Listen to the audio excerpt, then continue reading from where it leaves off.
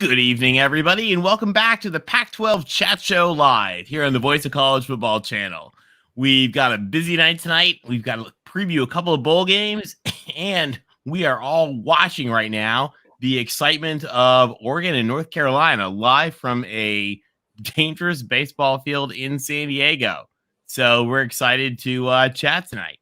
So it's going to be a little bit quicker show than usual, but we're glad to have you guys. Just a couple of things.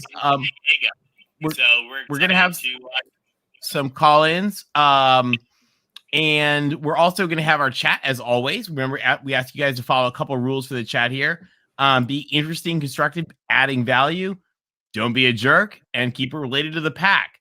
What that means is no personal attacks on guests, callers, or other chatters. No incessant, worthless, or negative trolling. Absolutely no derogatory or discriminatory nonsense. And do not harass, whine, or challenge our moderator team. We will bounce you in a heartbeat because we don't care. Anyway, we want to focus on good people. And if you're not going to be one of those people, then this is not the show for you. So without further ado, guys, let's get into bowl season. Just real quick, guys, what are your thoughts on the bowls so far for the Pac-12? And by the way, the Big 12 might not win a bowl game. We'll see. Yeah, so far it's been, go ahead, Rick. Oh, go ahead, Tim. I just think so far it's been what I think we all expected, right? I think we all predicted that Fresno State would beat Washington State, and we did believe. We've been Beaver believers. None as strong as Chris down there, but we knew they'd take care and avenge that loss to the Gators. I'm a bit surprised with what's going on right now with this Oregon game. I'm a bit surprised. I know there's coordinators missing, right? They're missing on both sides. They're missing offensive coordinators, and there's guys missing on defense on both teams. But so far, it just looks like Oregon is finding a way to make a really sketchy defense look good so far in this game. Yeah, I think you hit it, Tim. That's pretty much what we expected. I don't think expected Oregon to be performing the way they are. Again, it's beginning of the fourth quarter, where they're down by a touchdown to North Carolina. This game is on the West Coast. It's in San Diego. It's a big recruiting area for Oregon. They've got Jaleel Florence last year, a defensive back out of San Diego. This is not looking too good. North Carolina is missing a lot of their. Well, I think he's got 0 touchdowns and a pick, but this is a national stage for Oregon and the Pac-12. Again, a lot of time left, but you wouldn't expect Oregon to be down by a touchdown to a North Carolina team that is not known for its defense and is missing like 5 of their starters on all levels of the defense. So maybe Oregon can, pull it out. Who knows? What do you think, Chris? Wait, hold on. I have a question for you, LBC. I'm really confused. It sounds like you're implying that when the conference needs Oregon to perform, they drop the deuce. Well, yes. I mean, we saw that at the beginning of the year. I'm sorry. That's Oregon. Never mind. It's Oregon. I don't know what I was thinking. Of course they are. Well, I just can't believe they have 14 points through 3 quarters. Just kidding, Docs. Just kidding. We love you. That's the part that's tripping me out the most. 14 points through 3 quarters. It's just almost ridiculous play. It blows your mind. Yeah, they kind of need to stop here. But it kind of reminds me of Washington State, to be honest, in a game where I think that they look like the better team on the field and they do certain things to not be able to get out of their own way. I mean, the fact that they had at the end of the first half, they were averaging 10 yards a carry, and Bo Nix was 10 of 13 or something. They had they look like the better team, except they have a pick that gives North Carolina the ball on the 50, and they have a big kickoff return, which, I mean, they're plays that matter. That gives North Carolina the ball on the 50.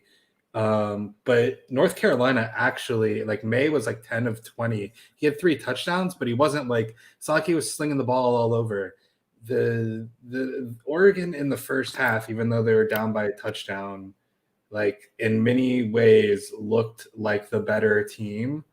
But they need to figure out a way to actually get in the end zone here and make a stop on this drive, or else it's going to be, it's going to be too little, too late. Yeah, I didn't think in this game you would have guys ripping up their tickets in Vegas going to the fourth quarter. But is it a 14-point? Yeah, something like that. Yeah, 13 and a half. Yeah. I don't know if they got the hooker. Yeah. So if you look at it, they score here. You might as well forget about covering and then hope you can scrap back into the game, scrape back into the game and win it. Well, guys, shall we dive into the other games coming up this week? Yeah. All right. First up, what do you guys think about the Alamo Bowl? The Dogs against Bevo. We've got number 12 Washington versus number 20 Texas. I want to save most of my time on this one for Tim because he's the. I kind of think of Tim as the Penix, not booster, but you go to bat for Penix a little bit more than everybody else. So, like Oregon that we were just talking about, it's another quarterback that's coming back next year, which I think surprised some people. It's obviously huge for Washington. It's a great year for Washington, and obviously way ahead of schedule for DeBoer, who's done amazing. The Alamo Bowl is a very underrated bowl, by the way, in my opinion. Up there with the Holiday Bowl, but it's always a great game, or two great teams. I shouldn't say it's always a great game, but it's usually two pretty good teams in that matchup against the Big 12. And I think this Texas team, despite their misgivings and their losses and the fact that they won't have their running back, is a pretty good team. And I think that their D-line, that Washington offensive line has been good, but I don't know how much of it is a factor of who they've played for a lot of those games, and who actually gets after the quarterback. I think Texas might actually have a chance to get after him this game. And if they do, the game being played in Texas, I don't know. I think this was the hardest game for me to pick, and then the confidence thing that we're all doing, I have it as my least confident game.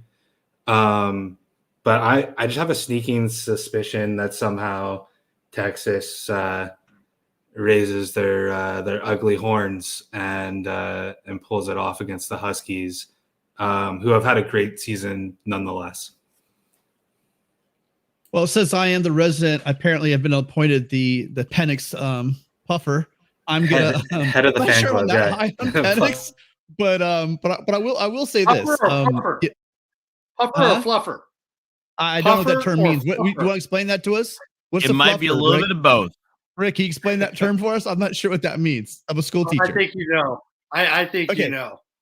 And so I would say that the fact that Bijan Robinson is out, I think that's huge in this game. Huge, really big. And I like the fact that although Penix, here's my worry. So we watched that game against Alabama, right? Does that defensive line look like that, like they did against Alabama? Because if they do, then we might have some trouble, because Penix is not the same quarterback when he's under pressure. He put up insane numbers, led the Pac-12 in passing, 27 touchdowns, 7 interceptions, something like that. I can't remember. He had all the numbers, but the defensive line can do what they did and made Young just look like he's scrambling for his life the whole game. I think that they may be in a bit of trouble. Overall, I think that they should be fine. They've got, Odunze, the receiver, that guy's a stud. McMillan, that guy is a stud. They're going to be able to move the ball if he gets time. That's going to be the key. So I'm also with Chris. This game to me is just it could go either way. And I also have it as my least. Also, I have it by one. Alamo Bowl. So I have that as a 1 as well. But the thing that kept making me feel a little more confident about Washington win this game and who I've picked is the big factor for me is Bijan's out. You don't just easily replace that guy. And this team kind of struggled at times on offense. Without him, he was basically the machine, that kept the machine going. I think I like that Washington's odds in this game. Am I up? Yeah, I'm looking at this game. I'm a little bit more confident in this game from the Washington perspective. I have this as a 3 confidence. And like you, Tim, Bijan's not in the game. You really have to look at these bowls have changed in terms of who's opting in, who's opting out, what's on the line for it. Both schools need to prove something. Washington wants to keep it rolling. They have Penix, obviously. Sark, he wants to shake that mantra of 7-win Sark. He's going against Washington. It's in Texas. They want to prove they're back. They've been proving that they've been trying to prove that for how long.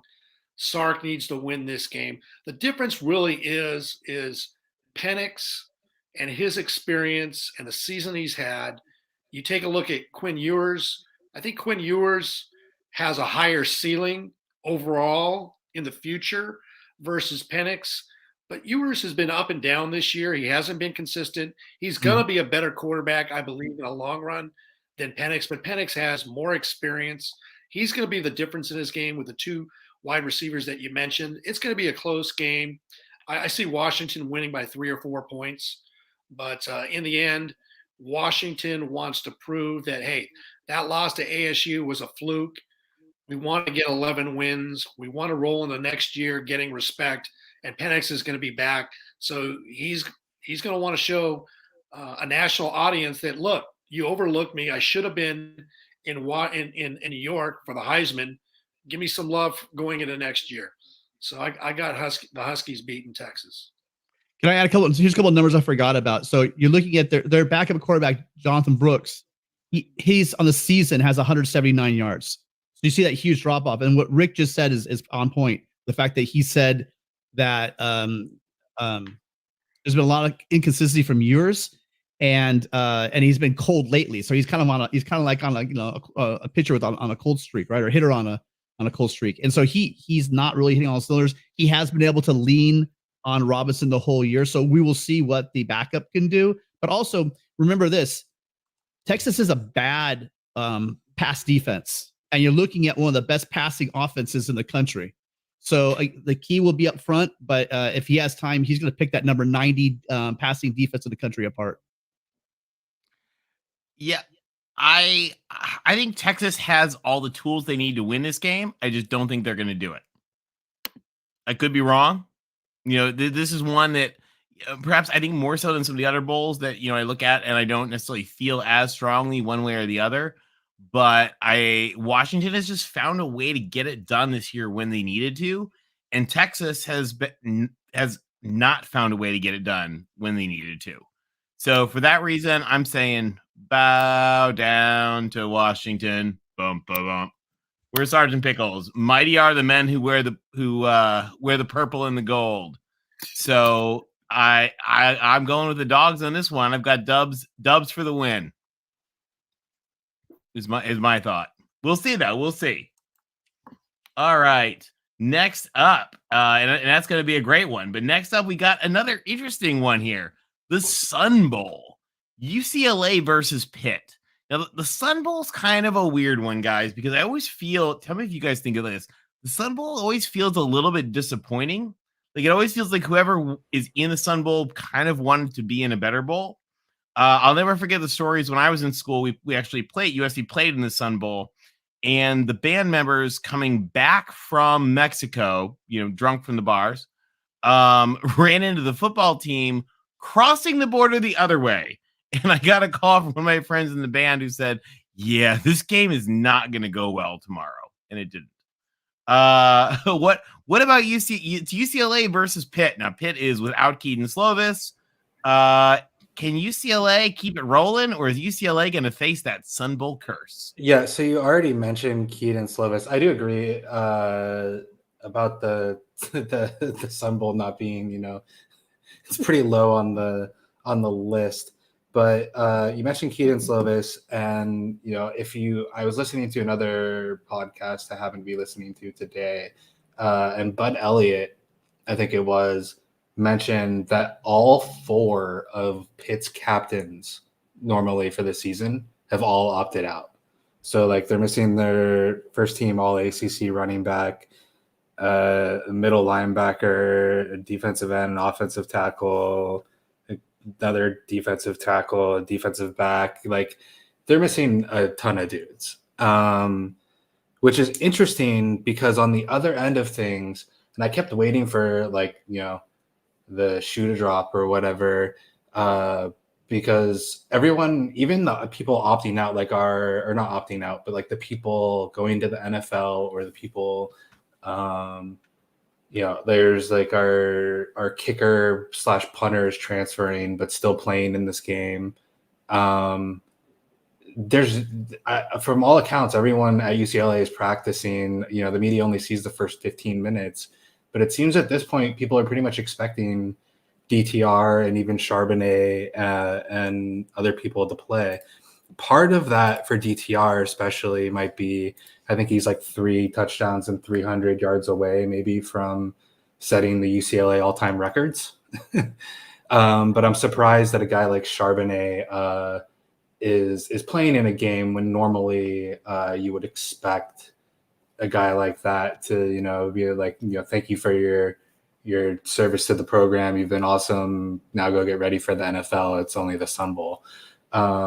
So on one hand, it's surprising, but on the other hand, I think it speaks to a couple things, because even though it's only the Sun Bowl, we haven't been to a bowl game in 5 years. You have people like DTR that have been around for 5 years that have never played in a bowl game. I think there's something to this team about the chance of winning 10 games in a season.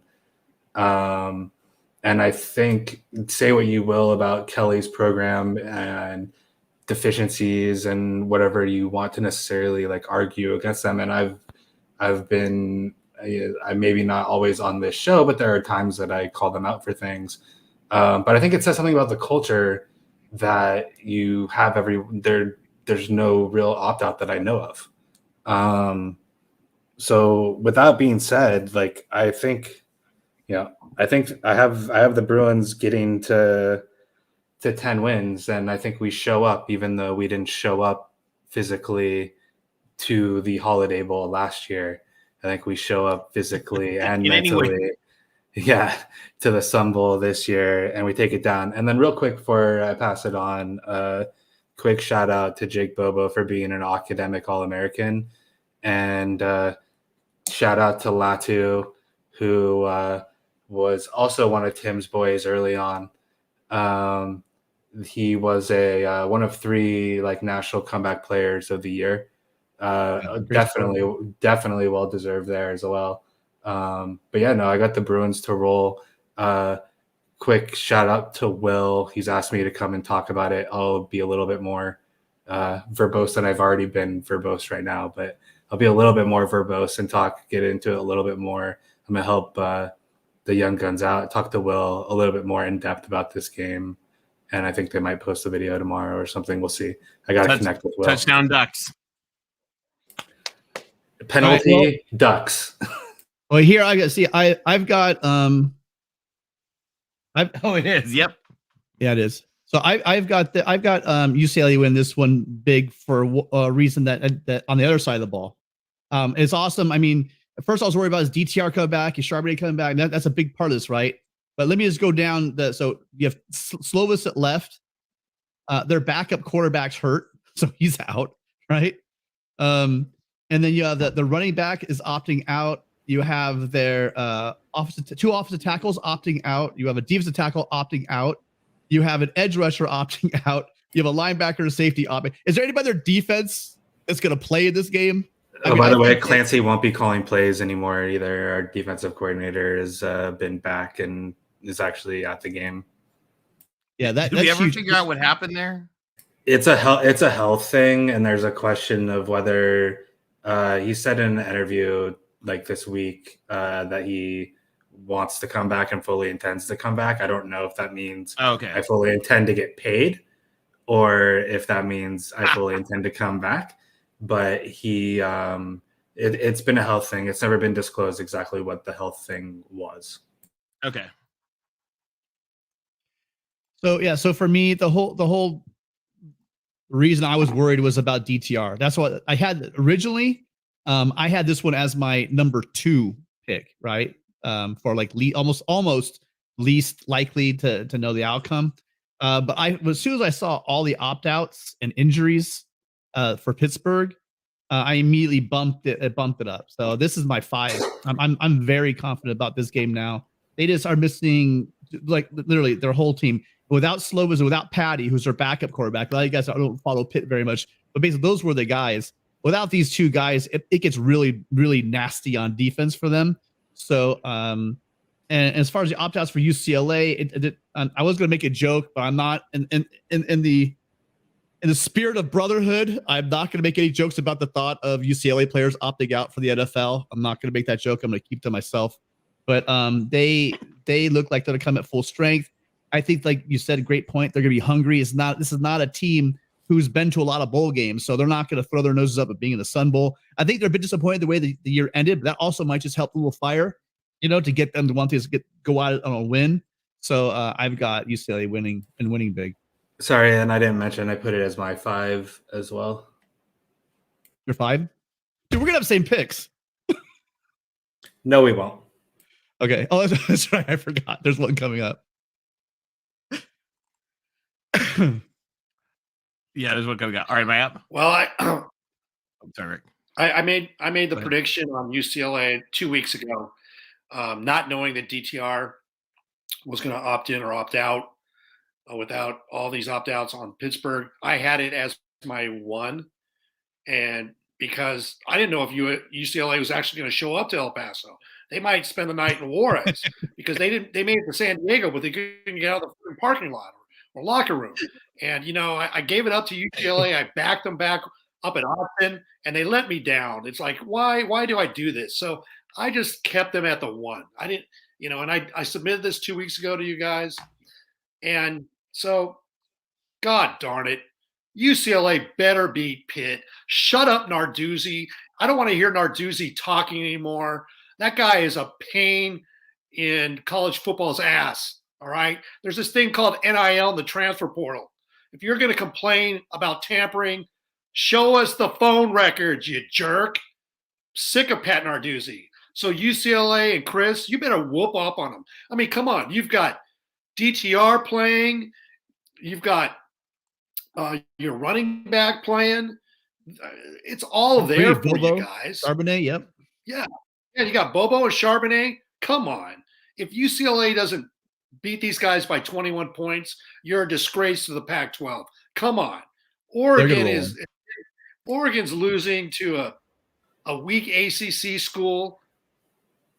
And if you guys lose to Pitt, I'm going to be disgusted. Speaking of rolling them, Tim, it's weird that it's only a 5-point spread still. Like the line has only moved from like 3.5 to 5. That's no respect for the offense. That's no respect for Chip Kelly's offense. Oh, I would be upset if I was UCLA. My goodness. You know what? They are down to their backup quarterbacks, Nick Patty and Nate Yarnell. How I know their names, I don't even know. But combined, they haven't played. I'm impressed. They each played a game in September. Combined, they have 2 touchdowns and less than 270 yards passing. If you guys cannot beat Pitt by more than a touchdown, you're letting down yourselves and the Pac-12, and will be glad to take the transfer portal guys who are thinking of coming to Los Angeles and maybe for a second think about going to UCLA. So good luck. Wait, is there a chance? I have Rick, UCLA field goal. Rick, did you say that Patty might be available for the game? Is that right? Well, I'm just saying they've got obviously Slovis is not. I don't know. Their 2 backups are Patty and Yarnell. And I was just stating that those 2 guys combined have less than 270 yards passing. They each played a game in September. So I don't know who they're going to play, but I don't. Yeah, no, I just looked it up. Yeah, it did say he's likely. He's not great, but he's better than the 3rd option. You're right. I thought he was out. He's actually playing, so I don't want to mislead anybody. So here's my take. I actually come at this game with two views. The first view is that UCLA should not lose this game. Absolutely, UCLA should not lose this game. And actually, one of the things I was going to say was actually stolen by friend of the show, UC Region Gumby, who points out if UCLA loses, they're going to be given back to the Cal State system. UCLA was actually originally the Los Angeles Normal School, which today part of the Cal State system. They were sort of seized in kind of a crazy, like, turn of the century backroom politics deal in 1919. But yeah, UC Region Gumby, I agree. If they lose, they go back to the Cal State system, and Stanford gets their spot in the Big Ten, because that's pretty sad. But I also have another perspective on that, and that is a perspective on West Virginia. And I have family in Pittsburgh. I have family in West Virginia, but I am a devoted follower of Kuz's Corner. Kuz is a very, very wise West Virginia fan. I'm a devout follower of Dr. Joey Foster, and have friends like Mountaineer Paul and Travis Kenobi and all those folks. And on behalf of them, there are only 3 words that come to mind for this game on UCLA, and that is eat shit Pitt. So, Bruins, 4's up on your behalf and on behalf of all my family and friends in West Virginia. Eat shit Pitt. UCLA wins by 1 billion. And that's what I think of that game. Yeah. All right. Sorry for that. Sorry to bring some like Big 12 love there, but we gotta stand up for that. Now, the game that a few of us are looking forward to. USC and Tulane in the Cotton Bowl. We're off to Dallas, boys. What do you think? All right, I'll go first, and then I'll get out of the way so that you guys can talk about your boy Caleb and the rest of the squad that's going to go take care of business. Here comes the love for Willie Fritz. Bring it, brother. Exactly. It is a full Willie Fritz. And in all fairness, you guys, I think in other circumstances we would all love Willie Fritz. I have been head of the Willie Fritz fan club since I first discovered him in 2018. So USC is our rival, obviously, and I don't particularly root for their football team, but that has very little to do with my pick here. And so, as Rick already stole a little bit, let me tell you about a man named Willie Fritz. Willie Fritz isn't just the man; he's the man. He makes 1/4 of what Lincoln Riley makes, but I absolutely love him and his staff. I don't think from a game management perspective, and I know that this is going to bore some people. They're absolutely outstanding at controlling a game. They're not always going to have the best talent. They're not going to win every week. There's plenty of years before this year where they've gone 6-6. But they're from a game management perspective, they're absolutely perfect. The way they set up their 3rd and 4th downs, by what they do on 1st, 2nd, and 3rd, especially, it's just if you pay really, really close attention to how they call plays, and try to figure out what their thinking is on certain things, especially on 2nd and 3rd downs. You can learn a lot about analytics and try to kind of decipher what they're trying to do, what the thought process is. If you don't be surprised, you see 3rd and 8 on the +40, and they run the ball twice for a 1st down. Don't be surprised if there happens to be a penalty and they're kicking off from the 50 if they go onside. 4th and 1, expect the quarterback sneak because it's the most successful play in that situation. So USC is obviously way more talented, but Tulane will be totally ready to play. It's not who they are, but don't be surprised if they jump into a bag of tricks. Tim, I showed you that one fake kneel thing that they did against Houston in 2019. This is how much I love Tulane, as I remembered a game from 2019 where they do a fake kneel to get the ball to the 50 and then throw a 50-yard touchdown pass to to beat a Houston team that was like better than them, to be completely honest. Their QB plays really, really well. Their running back, Tyjae Spears, is absolutely legit. And so I am taking Tulane with a 4, and I just wanted to do a Willie Fritz love fest, and I'll let Tim and Rick break the game down a little bit more specifically.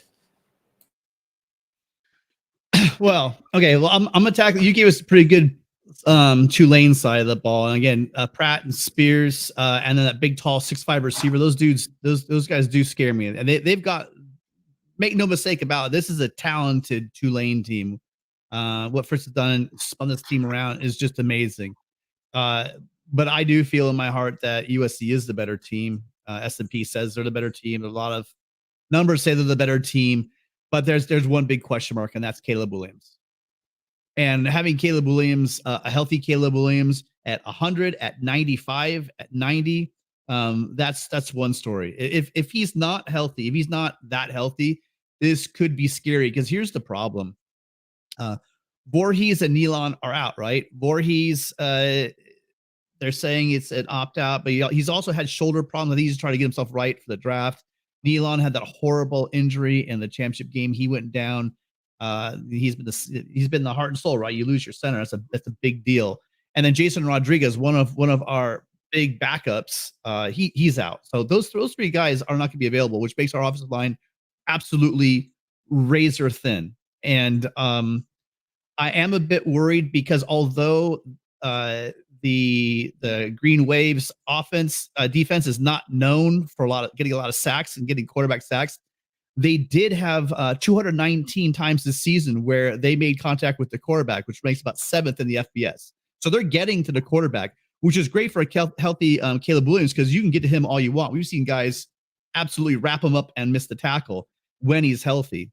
But I am concerned having all those issues on the offensive line. So it sounds like what they're going to do is they're going to have so Haskins at left tackle, Quinones at left guard. Then you go slide over Didic from right guard to center, which is awesome. You know, he's got a lot of experience. He knows the line calls. He was a number 2 center in the country coming out of high school. So the guy's got talent. And then you put Monheim at right guard, and then Mason Murphy at right tackle. So it's a little bit of a changeup on the offensive line, which scares me, because even when the team had a lot of those guys in, but they're a little bit dinged up, there were some holes. And if we're going to throw Miller out in his first game ever as a quarterback in the Cotton Bowl with a makeshift line like that, that's a bit problematic, to say the least. But I do think that Caleb will play in this game. I don't know how long, because hamstring injuries are a crazy thing. That thing could pop out again at any moment and pull up on him. So I'm hoping that he stays healthy. If he stays healthy, I think USC shouldn't have much trouble in this game. I do think that we need to establish, regardless of who is quarterback, we need to establish that run.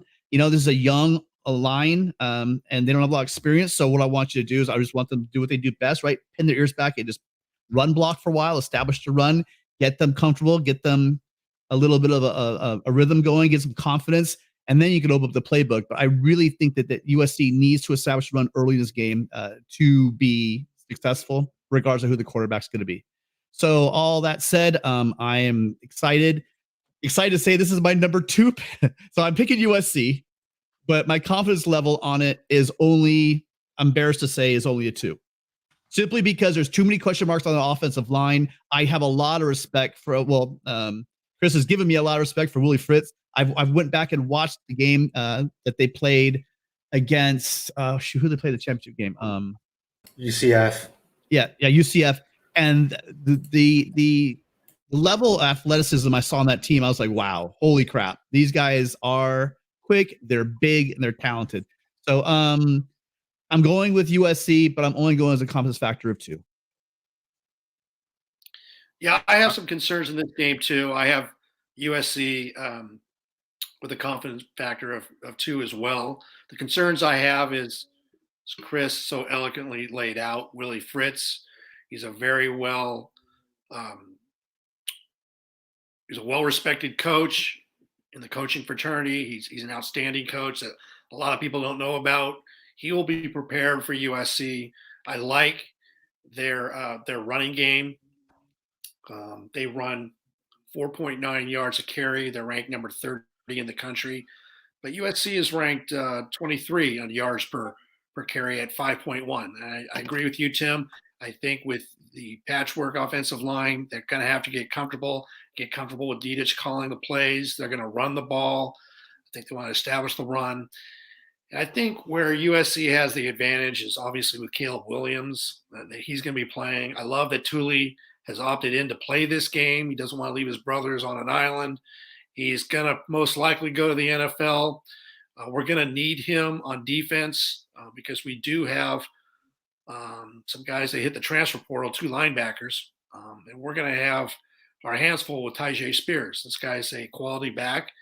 I think Steve Healthwith, who covers Tulane, had mentioned that he's rushed for 120 yards the last 7 consecutive games. So we're going to have our hands full with him. We got to wrap up and tackle. But Caleb Williams' health is going to be a question mark. But Lincoln Riley is going to have plays dialed up for our receivers. I think you're going to see a number of receivers getting the ball in open space. And I think at the end of the day, that's going to be too much for Tulane. I have USC win this game by 6 points. And again, I have it as a 2 on my confidence factor. Yeah. All right. I won't make everyone hear about the bowel movement schedule of each offensive lineman, but I will say that Willie Fritz is great. Lincoln Riley's better. I was worried that USC would not take this game seriously, but I think they are. The lack of opt-outs is big. I think the seriousness that they're taking the game is big. My worry is not about if Miller has to play. My worry is more if Miller doesn't play. Quite honestly, I think if we just took Caleb out and put Miller Moss in when Caleb got hurt, we'd be the Pac-12 champions and playing in the playoffs right now. So I worry a little bit that if Caleb does get hurt or does re-injure it, that we're not going to put Miller in because Miller can get the job done. So it's going to be interesting, but it's going to be a heck of a game. Fight on, Trojans. I take USC by 10. All right. Next up to bat, guys. This is somebody gets another chance at the little old lady from Pasadena. The Utah Utes are going against Penn State. Now, Penn State wiped the floor with a lot of bad teams, and they got shellacked by 2 good teams. What's going to happen when they run up against Kyle Whittingham in Pasadena? So real quick, I don't know if I said it for Tulane SC, but to put it on the record, it's my 4 pick, Tim and Rick. Did I get mine? I forgot if I gave mine. You said 2. Yeah, you both said 2. Okay. So Penn State, Utah. Penn State's 6th in Sagarin, Utah 7th. Penn State's 6th in Massey, the Massey composite. Utah's 10th. It's honestly 2 great teams. Penn State giving Ohio State quite a battle at home. I liked to bash Penn State's schedule for a really long time, and I'll continue to discount their win at Auburn when people were pretty excited about it. But they were impressive against Ohio State, and I watched a lot of that game. Unfortunately for them, this game's on the road while that was at home. My Vandy wife does not like Jonathan Franklin, and who he already lost a bowl game. If you will both remember, to the the great Helton, who was unfairly run out of town after being a Rose Bowl champion against the same Jonathan Franklin that's coming back to town. We can get into breaking it down specifically, but I honestly, it's just it's 2 top 10 teams. I think it's going to be a great game. I have it as my 2 pick. I'm just going to roll with Rising being a stud, making up for Florida, making up for last year, and taking the Rose Bowl, bringing it to the Pac-12 and bringing it to the Utes, which will be a huge deal up in Salt Lake.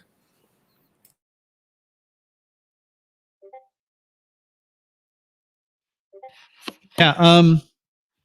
So this game, I'm a bit again, this is another one of those games where at first I wasn't too sure about because you have, like you said, you have 2 even games, and what are you looking at? Is the defense for Utah, which is one of the better defenses in the Pac-12, is it more stout? Because because it's weird when you look at the offenses in the Pac-12 and the quarterbacks in the Pac-12 compared to the Big Ten. It's it's day and night, right? But then there's a lot to be said. Also, there's some pretty darn good offenses in the big defenses in the Big Ten. And so, is PSU's offensive numbers, are they a bit stunted because of that factor? At the end of the day, I think it does come down to coaching. My concern for this one is going to be the fact that, Utah last year had lost that close game. They were down a bit. They seem healthy. Their team's getting healthy. And in this game, I'm probably going to back Whittingham, Whittingham's culture and his team, given that the teams seem very equal to each other. I just think, believe it or not, I think Utah is even hungrier after last year. So I have Utah winning, but I'm not too confident. I had them a 3. And I'm rushing so I can watch the end of this game. We got Oregon with a minute to go. They 2nd and 4 on the North Carolina 8-yard line. 3rd and 4 now dropped it. On the West Coast, are they 30 seconds behind? Yeah, it's 38 seconds left. I got 35 seconds. So getting into the Rose Bowl. Oh, what happened there, Tim? He dropped it. Oh, no, it's a bad throw. Nick seems like he's off a little bit. There's a timeout right now, 3rd and 4. So my plan to finish this show before this game ended died with our so I'll be brief with our platelet by platelet examination of a couple of these games. Okay. Oh well. We weren't gonna get this thing done in less than 40 minutes. You know, we could have. So here's the thing. Utah was happy to be there last year, winning the Pac-12 and playing against Ohio State. This year, all their fans are talking about winning this game. They beat Caleb Williams, the Heisman Trophy winner, 2 times. They're back-to-back. They're all jacked up. They sold out all their tickets. I love Kyle Whittingham in his 18th year at Utah over James Franklin every day. I love Cam Rising over Sean Clifford. Utah's played a much more difficult schedule than Penn State. Sean Clifford's older than Kyle Whittingham, isn't he? Something like that. So if Utah loses the game, I mean, I would get a good laugh out of it, shut their fans up, because, they think they've accomplished something. You haven't accomplished anything until you win a Rose Bowl. So here is your chance. And I think, Chris put it very well. James Franklin lost to Clay Helton. What does that tell you? So Utah, you should roll Penn State. They are beatable. They have a lousy quarterback. I mean, they had Trace McSorley and they had Saquon Barkley. That was a Penn State team. Utah should win this game by 10. If they don't, I would be disappointed for you, Utah. Here's the game, by the way. Rick, I think you are spot on that. I think Utah's ready for this win. Utah's overdue for this win. It's time for Utah to. This is going to be, when they win the Rose Bowl, guys, this is going to be probably the most significant win of the history of Utah. They will be the Pac-12 champions. They've won the Rose Bowl. They're in the AAU. This is everything they worked for 20-some years. I think they get it with this one. I think Penn State's a little bit good team, but they're a little bit overrated, I think, particularly relative to what Utah's capable of. Now, if Utah plays like they played against UCLA, well, that's going to be real ugly. But I think that instead Utah's going to play like they need to play. And I think they're going to get the win. It's going to be pretty incredible. And I'm giving this one to the Utes. And we're watching this game right now as it comes down to it. Here's the play. Wait. There's the play. First down or a touchdown. I can't tell which. They got it. All right. So on that note, they called it a touchdown, but it's close. I don't know. I can't. Really close. All right. So we were supposed to wrap up before this. Do we want to talk briefly about media rights? He's in. Ducks are going to win. So just one thing real quick. We are he's short, I think. He is? Looks like he landed on him, didn't he? I thought he got in. I would like to see that again. Wait till the replay comes. I think you're like. Chris, that's your buddy Coda. There you go. We're expecting in the next couple of weeks they're going to announce the Pac-12's media deal, which may involve Amazon having a significant portion, certainly taking over what is with Pac-12 networks, and then possibly a little more of what is currently with Fox and ESPN. We'll see. It's also expected that ESPN and or Fox will also continue to play a role in the Pac-12's media deal. So we'll see. It should be very good for the conference when it comes out. So it's going to be a little bit of Amazon there as we get ready to I wrap still up. think he's like 4 inches short. Sorry, Tony. Wait, so was he tackled or did he land on? Was he down? Doesn't look like he's down though, Chris. He literally lands on the defender. I think his butt hit down on the side. I mean, we'll find out. I don't have sound on. It did. You're right. He is short, but they got the first down. First and goal from the 1 inch line. All right, so logistical question, guys in the chat. Does this mean we're not finishing now, or what's happening? What's that? So the plan tonight was we were going to finish before the game ended so we could see the end of the game. The game is about to end. What's our update? We just lost Rick. He just disappeared on us. So whatever you guys think, I'm on board. I just didn't think we were going to finish before. Well, we probably could have finished. All right, they gave it to him. It looks like we did finish before the game was over. We did finish before the game. All right, guys in the chat, real quick. Is there anybody that wants to call in real quick? Tell us in the chat right now if you want to call in. If not, we'll wrap up. If you do want to call in, we're glad to have you. Oh my gosh! Here it is. The kick for the win. No! Wait, what? Oh my god, it was in. Oh my god. You just messing with us. I can't say, wait a minute. Well, no, oh my god. The PAT. Oh my god. Hold on. I gotta watch that replay. Sorry to everybody who's watching. Oh man, you're ahead of me. I thought he missed it. Absolute insanity. Oh, went through. Oh. What happened? With the doink. He banked it through. The kicker on the extra point banked it through off the left upright. As Connor Johnson says, Oregon's kicker almost cooked it. That sideline reaction was great. Oh my God. Look at the players on the sideline. That kicker celebrated like he nailed it right through the middle. Watch at the end. That's what I planned to do. Watch at the end. I'll like to show it. This is insane. Yeah, I think let's that's literally as bad as you can kick it and still make it. As NoCal Matt says, Packy is the ending of the Pac season. How about them Ducks? All right, guys. On that note, I guess then any final thoughts? 2-1. That's my only thought. 2-1. We'll take it. Easiest game of Oregon's life. I mean, to be fair, there is 19 seconds left, and their kickoff coverage has been like not good at all this game.